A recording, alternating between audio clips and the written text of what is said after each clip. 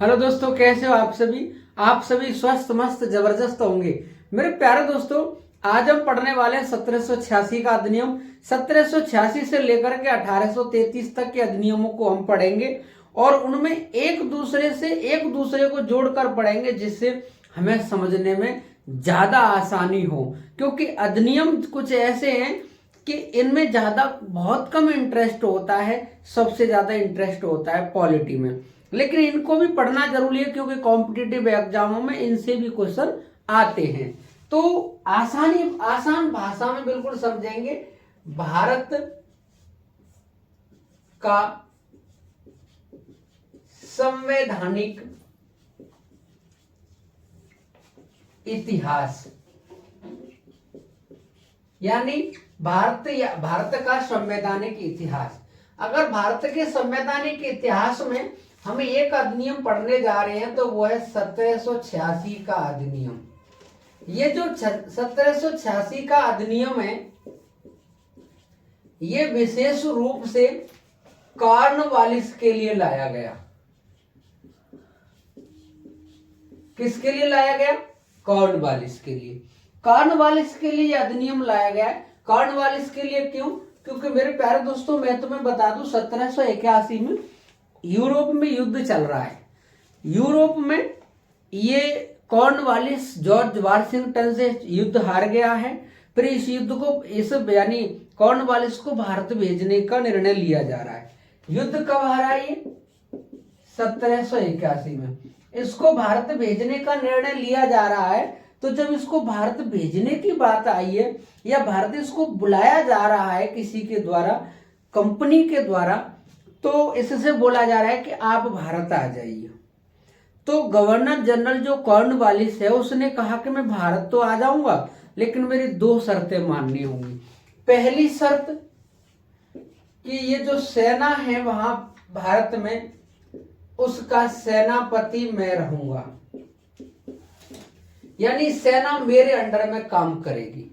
दूसरी बात, ये जो परिषद है, परिषद में जो सदस्य हैं उन पर मुझे वीटो पावर चाहिए।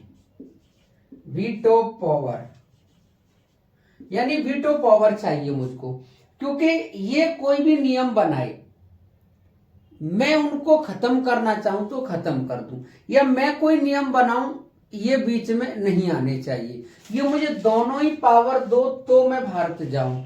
ये दोनों ही पावर कॉर्नवालिस को मिल जाती हैं और कॉर्नवालिस भारत आता है।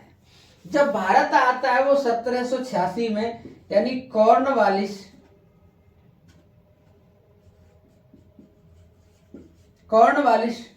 भारत कब आया? तो भारत आया 1786 में। जब ये भारत 1786 में आया तो इसने 1789 में बंगाल में दासों के व्यापार पर रोक लगा दी। यानी इसने दासों के व्यापार पर रोक लगा दी। मेरे प्यारे दोस्तों, इसको याद रखना, दास प्रथा के अंत की बात नहीं चल रही है। दास प्रथा का तो अंत 1843 में एलन बरो के समय पे होगा। यहां पर दासों के व्यापार पर रोक लगाई जा रही है। और दासों के व्यापार पर रोक कौन लगा रहा है? कॉर्नवालिस। इसके बाद में इसी के समय पे एक अधिनियम आता है और उस अधिनियम का नाम है चार्टर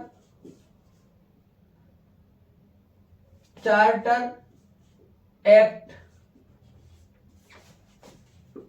1793। ये जो चार्टर एक्ट 1793 इसी कॉर्नवालिस के समय पर आता है।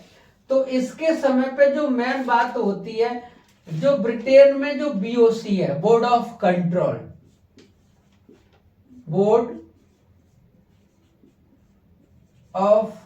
कंट्रोल, यानी ब्रिटेन में जो बीओसी है, बोर्ड ऑफ कंट्रोल, जिसमें जो 6 सदस्य हैं, अब इनको जो वेतन मिलेगा वो कहां से मिलेगा? भारतीय राजस्व से। यानी कहां से वेतन मिलेगा इनको? भारतीय राजस्व से। इनको भारतीय राजस्व से वेतन दिया जाएगा। तो मेरे प्यारे दोस्तों, ये बीओसी जो कंपनी को जो यानी कंपनी का जो प्रशासन भारत में चला रहे हैं, ये बैठे ब्रिटेन में है, लेकिन इनको वेतन कहां से दिया जाएगा? भारतीय राजस्व से। तो इसमें आपत्ति तो होनी है। दूसरी बात यह है कि इसी के समय पर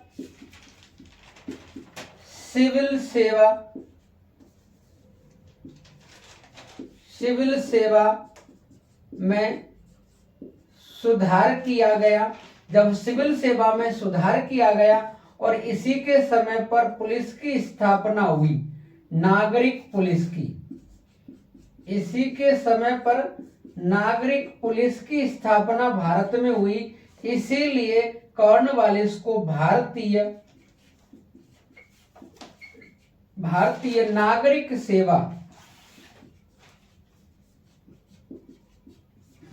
नागरिक सेवा का जनक कहा जाता है। यानी कॉर्नवालिस को भारतीय नागरिक सेवा का जनक कहा जाता है। पेपर में कई बार क्वेश्चन आ चुका है कि भारतीय नागरिक सेवा का जनक किसे कहा जाता है। तो भारतीय नागरिक सेवा का जनक किसे कहा जाता है? लॉर्ड कॉर्नवालिस को। तो इससे संबंधित जो क्वेश्चन है, एक तो है कि किस अधिनियम के द्वारा बीओसी को, बोर्ड ऑफ कंट्रोल को वेतन भारतीय राजस्व से दिया जाने लगा, तो वो चार्टर अधिनियम 1793 है। दूसरी बात यह है कि सिविल सेवा का जनक भारत में किसे कहा जाता है, तो वो आंसर होगा कॉर्नवालिस। तीसरा हमारा क्वेश्चन ये है कि भारत में दासों के व्यापार पर रोक किसने लगाई, तो वो आंसर है कॉर्नवालिस, सन 1789 में। और इसी के समय पर 1793 में भारत में स्थायी बंदोबस्त की स्थापना हुई। यानी भारत में स्थायी बंदोबस्त की जब भारत में स्थापना हो रही है, तो उस समय भी भारत में गवर्नर जनरल कौन है? Lord Cornwallis. और इसके बाद में, इसी अधिनियम के बाद, कंपनी का जो व्यापार था इसको 20 वर्ष के लिए और बढ़ाया गया, और जो गवर्नर जनरल था इसको जो अधिकार मिले थे, अब आगे भी उसी तरीके से अगले गवर्नर जनरलों को अधिकार मिलेंगे।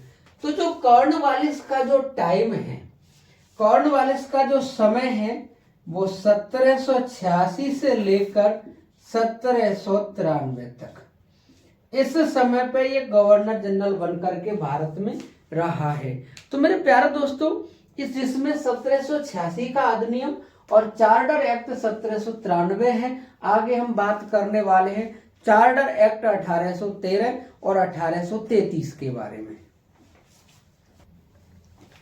स्क्रीनशॉट ले लिया होगा। आगे हम बात करने वाले हैं चार्टर अधिनियम 1813 की। यानी ये चार्टर अधिनियम 1813 क्या है, इससे पेपर में क्वेश्चन किस तरीके से बनते हैं, तो हम बात करने वाले हैं चार्टर अधिनियम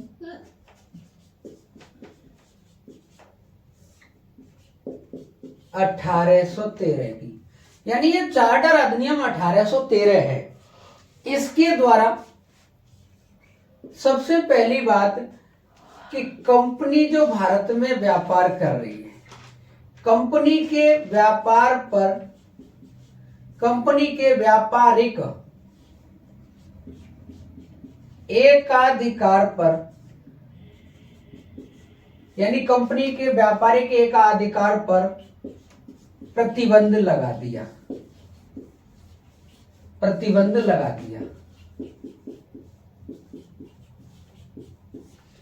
और यहां लिख दिया चाय और चीन को छोड़कर। यानी इसमें पहला पॉइंट क्या है, चार्टर अधिनियम 1813 में यह कह दिया कि कंपनी के व्यापारिक एकाधिकार पर प्रतिबंध लगाया जाएगा। यानी कंपनी के व्यापारिक एकाधिकार पर प्रतिबंध का मतलब है कि पहले ब्रिटेन से, कहां से? ब्रिटेन से भारत में केवल एक ही कंपनी व्यापार कर रही थी जिसका नाम था British east India company. Bharat में केवल यही व्यापार कर रही थी, लेकिन 1813 के अधिनियम में इस पर एकाधिकार प्रतिबंध लगा दिया कि आप ही केवल भारत में व्यापार नहीं करोगे, भारत में अब ब्रिटेन से कोई भी जाके व्यापार कर सकता है, लेकिन चीन के साथ आपका व्यापार पर एकाधिकार रहेगा और चाय के साथ भारत में आपका एकाधिकार रहेगा और चीन के साथ जो आपका व्यापार चल रहा है उस पर एकाधिकार रहेगा। यानी चीन में आप कोई भी व्यापार कर रहे हो, आप ही व्यापार करोगे, ब्रिटेन से कोई और व्यापार करने नहीं जाएगा। और भारत में चाय पर तो आपका एकाधिकार रहेगा, चाय के अलावा आप किसी पर भी एकाधिकार नहीं कर सकते हो। तो मेरे प्यारे दोस्तों, ये पेपर में क्वेश्चन आता है कि कंपनी के व्यापारिक एकाधिकार पर कब प्रतिबंध लगाया। तो कंपनी के व्यापार पर एकाधिकार पर प्रतिबंध लगाया कब? 1813 के चार्टर अधिनियम में। दूसरा जो क्वेश्चन इसी का बनता है वो ये है कि इसी अधिनियम में भारत में शिक्षा पर प्रतिवर्ष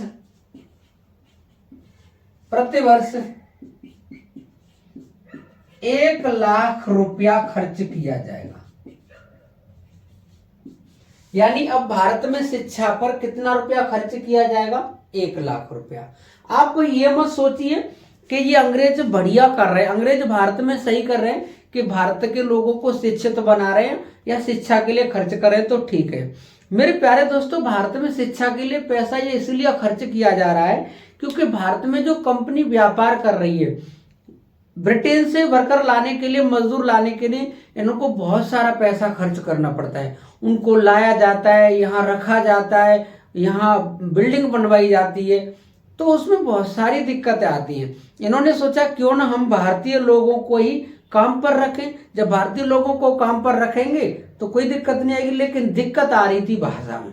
उनको इंग्लिश भाषा सिखाने के लिए इन्होंने भारत में हर वर्ष 1 लाख रुपया खर्च करने का निर्णय लिया। और ये किस अधिनियम के अंतर्गत हुआ? 1813 के अधिनियम की। ये पेपर में क्वेश्चन आ चुका है कि किस अधिनियम के अनुसार भारत में शिक्षा पर प्रतिवर्ष 1 लाख रुपया खर्चा किया गया।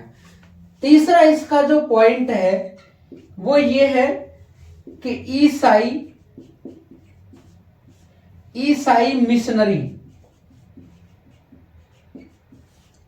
मिशनरी को भारत में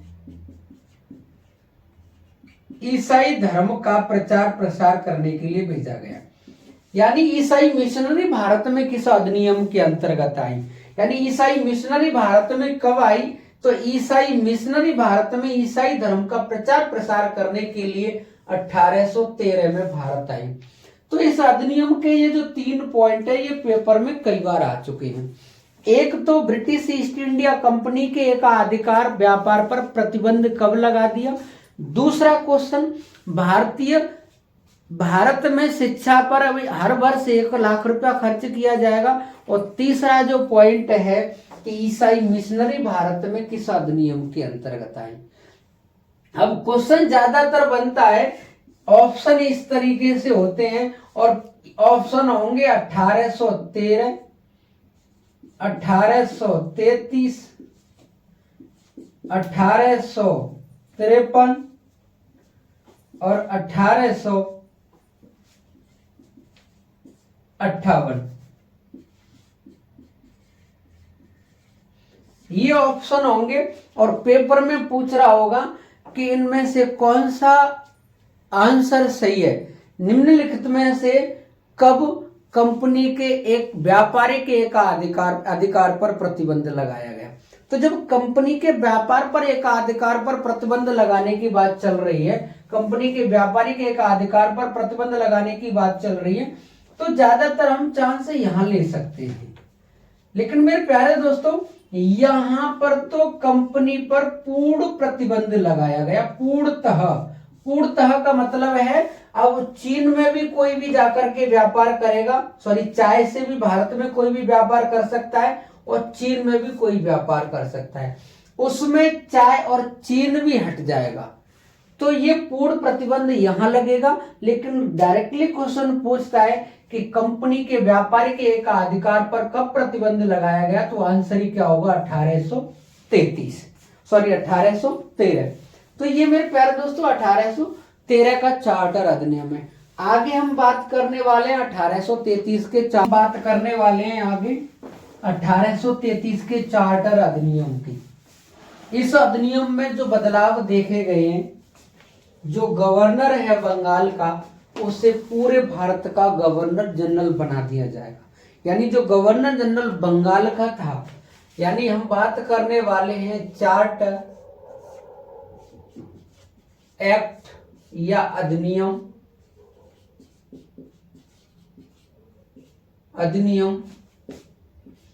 1833 की। यानी जो 1833 का जो चार्टर अधिनियम है, इस अधिनियम के अंतर्गत सबसे पहले कहा गया कि वो जो बंगाल का गवर्नर जनरल है उसको भारत का गवर्नर जनरल बनाया जाएगा। यानी अब बंगाल का गवर्नर जनरल नहीं रहेगा, अब क्या होगा, भारत का गवर्नर जनरल होगा। तो मेरे प्यारे दोस्तों यदि हम बात करें बंगाल का प्रथम गवर्नर, यदि हम बंगाल के प्रथम गवर्नर की बात करें तो वो है Robert Clive. Robert Clive Bengal का प्रथम गवर्नर कौन था, रॉबर्ट क्लाइव। अगला है कि बंगाल का अंतिम गवर्नर, बंगाल के अंतिम गवर्नर की बात करें तो वो है वॉरेन हेस्टिंग्स। कौन है, वॉरेन हेस्टिंग्स। और ये हम बात करें बंगाल का प्रथम गवर्नर जनरल, बंगाल का प्रथम गवर्नर जनरल तो वो है वॉरेन हेस्टिंग्स। यानी अब जो अंतिम होगा वही पहला होगा।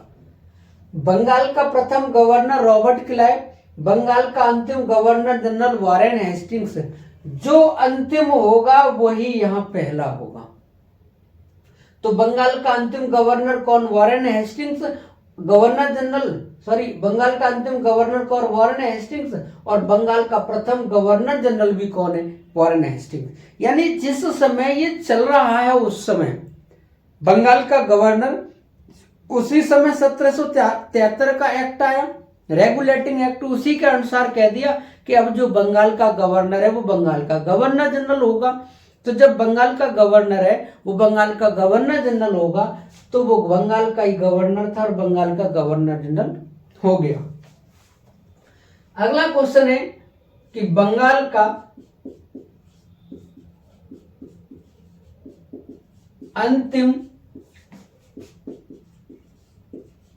अंतिम गवर्नर जनरल। तो बंगाल का अंतिम गवर्नर जनरल यदि कोई है तो वो है विलियम बेंटिक। कौन है, विलियम बेंटिक। यानी यहां पे जो बंगाल का अंतिम गवर्नर जनरल है, जब वो बंगाल का गवर्नर जनरल है उसी के समय पर अधिनियम आया। उस अधिनियम का नाम क्या है, चार्टर अधिनियम, यानी चार्टर एक्ट 1833। जैसे ये चार्टर एक्ट 1833 आएगा और ये बंगाल का अंतिम गवर्नर जनरल जो विलियम बेंटिक है, ये ही भारत का प्रथम गवर्नर जनरल होगा। William Bentinck. यानी जो बंगाल का अंतिम गवर्नर जनरल है वो भारत का प्रथम गवर्नर जनरल होगा। तो क्वेश्चन आता है कि भारत का पहला गवर्नर यानी भारत का पहला गवर्नर जनरल कौन बना, तो कौन है भारत का पहला गवर्नर जनरल कौन बना है, तो वो कौन है, विलियम बेंटिक। विलियम बेंटिक, ये विलियम बेंटिक भारत का गवर्नर जनरल बना। यानी हम बात करें कि ये जो भारत है, यहां बंबई है, बंबई प्रेसिडेंसी, यहां पर मद्रास प्रेसिडेंसी, और यहां पर है बंगाल, ये बंगाल प्रेसिडेंसी। तो पहले क्या था कि यहां बंबई का अलग गवर्नर था, यहां मद्रास का अलग गवर्नर था, और यहां बंगाल का अलग गवर्नर था। लेकिन जैसे 1773 का जो अधिनियम आया था, इसी अधिनियम के द्वारा क्या कर दिया कि बंगाल के गवर्नर को बंगाल का गवर्नर जनरल बना दिया। जब बंगाल के गवर्नर जनरल को गवर्नर जनरल बनाया गया तो ये दोनों गवर्नर ये किसके अधीन हो गए, बंगाल के गवर्नर जनरल के अधीन हो गए। तो ये क्वेश्चन भी बनता था वहां कि किस अधिनियम के अनुसार बंबई प्रेसिडेंसी और मद्रास प्रेसिडेंसी को बंगाल प्रेसिडेंसी के अधीन कर दिया 1783 में, 1773 में। तो उस समय बंगाल का गवर्नर जनरल बन गया। लेकिन ये बंगाल का गवर्नर जनरल कब तक रहा है, 1833 तक। और 1833 तक ये रहा बंगाल का गवर्नर जनरल। लेकिन जैसे ही इसको संपूर्ण भारत का गवर्नर जनरल बनाया जाएगा, जैसे ही संपूर्ण भारत का गवर्नर जनरल बनाया जाएगा, तो वो व्यक्ति कौन होगा, विलियम बेंटिक। अब विलियम बेंटिक जब भारत का गवर्नर जनरल बनाए, अब इसको कानून पूरे भारत के लिए बनाना है। पहले तो केवल कानून बंगाल के लिए बनता था, बंबई के लिए और मद्रास के लिए। लेकिन अब कानून जो बनेगा वो पूरे भारत के लिए बनेगा। तो इसकी सहायता के लिए भारत में एक विधि आयोग खोला जाएगा, विधि आयोग। जब विधि आयोग की बात आ रही है तो विधि आयोग भारत में कब खोला गया, 1834 में। विधि आयोग 1834 में बना और इसके प्रथम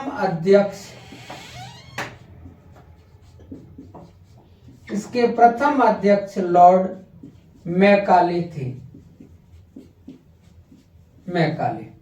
यानी भारत में विधि आयोग की स्थापना कब हुई, प्रथम विधि आयोग की, तो प्रथम विधि आयोग की स्थापना कब हुई, 1834 में। उसका पहला अध्यक्ष कौन था, लॉर्ड मैकाले। लॉर्ड मैकाले की अध्यक्षता में विधि आयोग की स्थापना की गई। और जो गवर्नर जनरल के जो परिषद में 3 सदस्य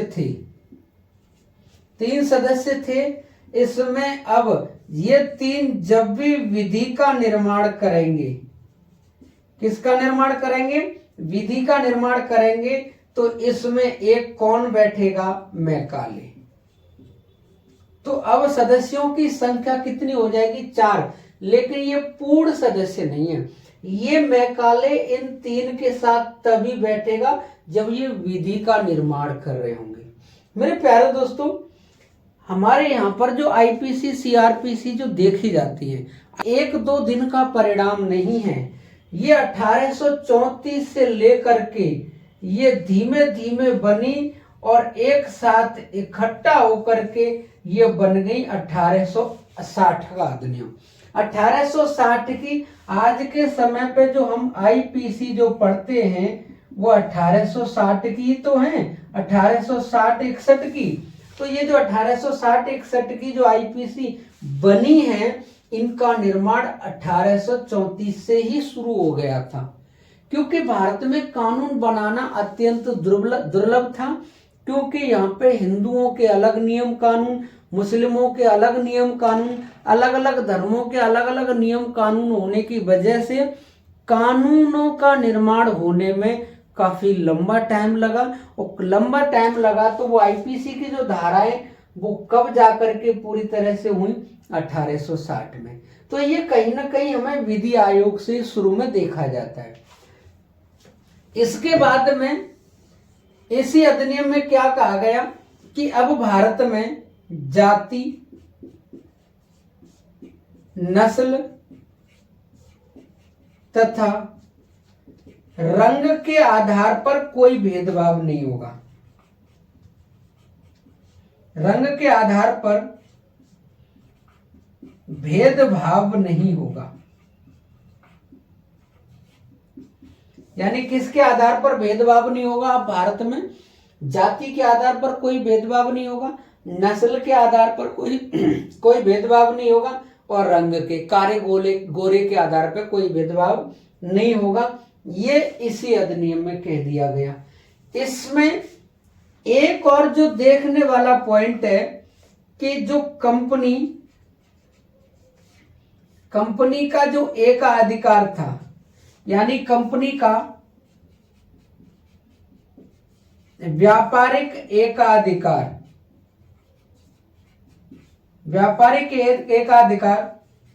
पूर्णतः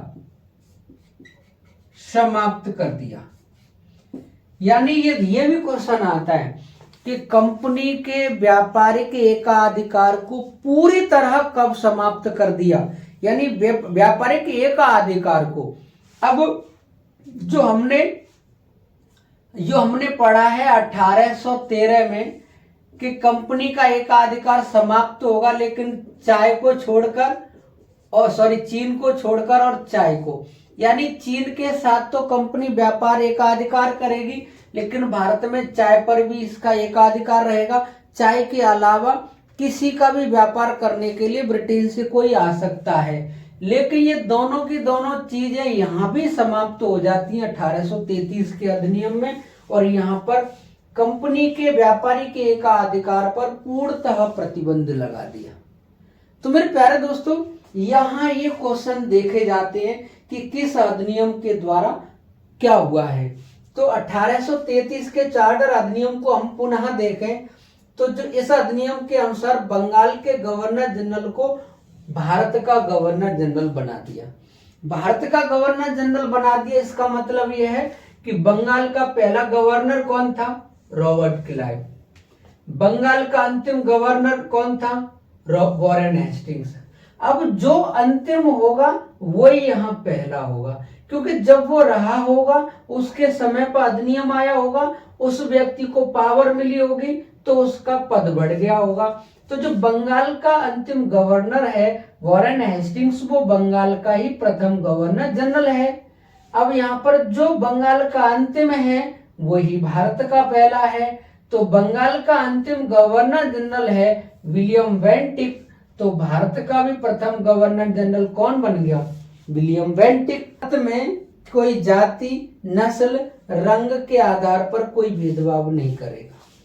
तीसरी अगली बात ये कि कंपनी का व्यापारिक एकाधिकार पूर्णतः समाप्त कर दिया। तो मेरे प्यारे दोस्तों, ये जो हमने आईपीसी की धारा के बारे में जो कहा है, ये आईपीसी की धारा 1860-61 में जो देखी जाती है, ये कहीं ना कहीं 1834 का ही परिणाम है। ये धीमे धीमे जाकर के बहुत ज्यादा इन्होंने बना दी और वो हमने लागू करवा दी। आज आईपीसी की धारा नहीं है, फिलहाल में वर्तमान में बीएनएस लागू हो गया है, भारतीय न्याय संहिता। तो मेरे प्यारे दोस्तों, क्लास कैसी लगी? अगर क्लास अच्छी लगी हो तो वीडियो को लाइक करें, चैनल को सब्सक्राइब करें और वीडियो को अपने दोस्तों में शेयर करें। जय हिंद, जय भारत मेरे प्यारे दोस्तों।